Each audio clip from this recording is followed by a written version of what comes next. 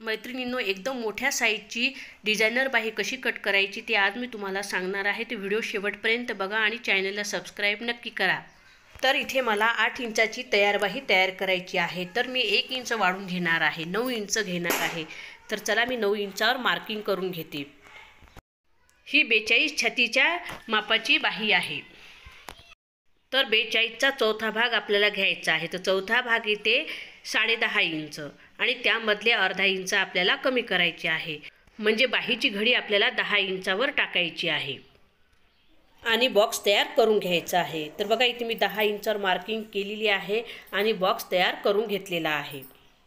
या अगोदर मी 10 इंचाची बाही 2 पद्धतीने 3 पद्धतीने कशी कट करायची ते सांगितलेला आहे। तो व्हिडिओ बघितला नसेल तर जाऊन बघा, दोन्ही व्हिडिओची लिंक मी वरी देते, त्यामुळे तुम्हाला नक्कीच फायदा होईल। त्या व्हिडिओला खूप छान प्रतिसाद मिळालेला आहे। तर बघा इथे बॉक्स तयार करून झालेला आहे। ही बाही 8 इंचाची तयार होणार आहे। तर 8 इंचासाठी आपल्याला कॅप हाईट ही 3.5 इंचावर द्यायची आहे। जेव्हा तुम्ही 8 इंचासाठी 3.5 इंचावर कॅप हाईट देता त्यावेळेस तुमच्या बाहीला मुंड्यामध्ये चोळ येत नाही आणि तुमची बाही वरती खेचल्यासारखी सुद्धा होत नाही। ही मी 42 साईजसाठी बाही सांगत आहे। याच पद्धतीने तुम्ही कोणत्याही साईजची बाही कट करू शकता। फक्त त्या छातीचा चौथा भाग तुम्हाला टाकायचा आहे, त्यातले अर्धा इंच कमी करायचे आहे। बाकी प्रोसेस मी जे सांगत आहे तशीच आहे। वरतून 1 इंचावर मार्किंग करायची आहे आणि खालून सुद्धा 1 इंचावर मार्किंग करायची आहे। वरती जे आपण 1 इंचावर मार्किंग केलेली आहे तिथे टेप ठेवायचा आहे। तर खाली जे 1 इंचावर मार्किंग केलेली आहे तिथपर्यंत टेप ठेवायचा आहे आणि टेप दुमत मारायचा आहे, असा मध्य काढून घ्यायचा आहे। आणि जिथे मध्य निघालेला आहे त्याच्या दोन्ही साईडला पाव इंचावर मार्किंग करून घ्यायची आहे। जी बाहेरची मार्किंग आहे तिथे बाहीचा आकार देऊन घ्यायचा आहे। 1 इंचावर सरळ मार्किंग करायची आहे आणि जो बाहेरचा आकार निघालेला आहे तिथे गोलाईमध्ये बाहेरचा आकार देऊन घ्यायचा आहे। तर बघा इथे मी बाहेरचा आकार देत आहे आणि आतमधला आकार देण्यासाठी जिथे आपण वरती 1 इंचावर मार्किंग केली होती तिथून तिरकस लाईनमध्ये टेप ठेवायचा आहे। बघा असा तिरकस लाईनमध्ये टेप ठेवायचा आहे। 1 इंचावर अजून एक मार्किंग करायची आहे आणि जिथे आतमधली मार्किंग केलेली आहे पाव इंचावर मध्यातून जी आपण मार्किंग केलेली होती तिथून असा आतमधला आकार देऊन घ्यायचा आहे। या पद्धतीने जर तुम्ही बाही कटिंग केली तर तुमची बाही ही अगदी परफेक्ट बसेल। यापुढे डिझायनर बाही कशी कट करायची आहे परफेक्ट माप घेऊन हे मी तुम्हाला सांगणार आहे। तर चला आता मी ही बाही कट करून घेते आणि तुम्हाला डिझायनर बाहीचे माप परफेक्ट कसे टाकायचे हे तुम्हाला सांगणार आहे।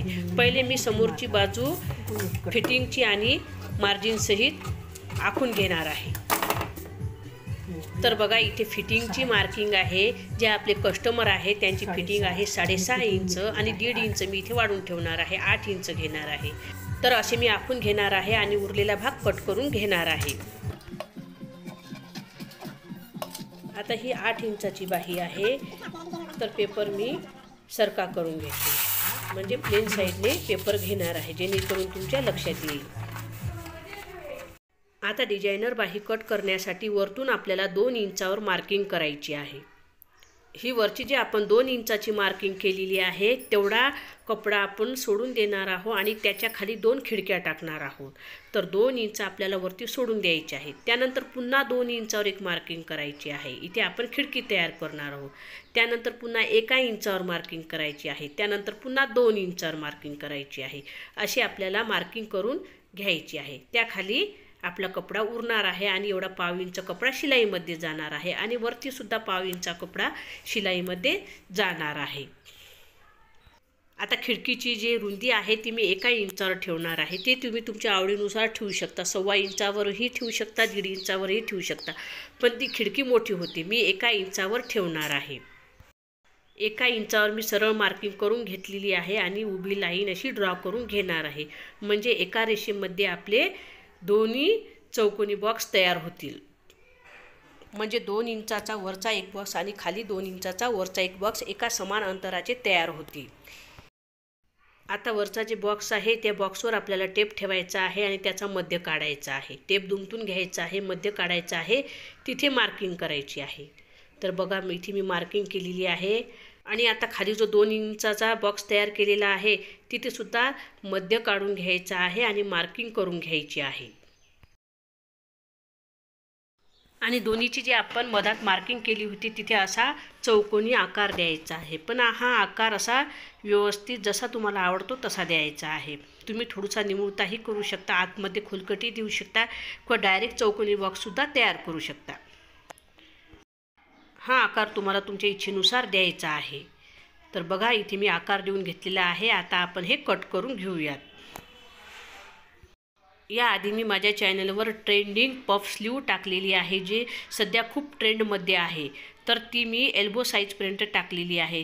त्या व्हिडिओला खूप छान प्रतिसाद मिळाला आहे. तो जर व्हिडिओ तुम्ही बघितला नसेल तर नक्कीच जाऊन बघा. सध्या ती बाही खूप ट्रेंडिंगमध्ये आहे. डिझाईन तर खूप अप्रतिम आहे. त्याचीही लिंक मी वरी देते. त्यात मी अगदी सोप्या पद्धतीने कटिंग आणि स्टिचिंग सांगितलेली आहे. तर बघा इथे मी पेपर कट करून घेतलेला आहे. आता ही डिझाईन कशी तयार होईल ते मी तुम्हाला दाखवणार आहे. आणि या पुढच्या व्हिडिओमध्ये डिझाईन पेपर ठेवून कशी स्टिच करायची ते सुद्धा सांगणार आहे. तर पुढचा व्हिडिओही उद्याचा नक्की बघा. तर बघा ही डिझाईन अशी तयार होते. बघा किती अप्रतिम ही डिझाईन दिसते. तर आजचा व्हिडिओ तुम्हाला कसा वाटला ते कमेंटद्वारे नक्की सांगा.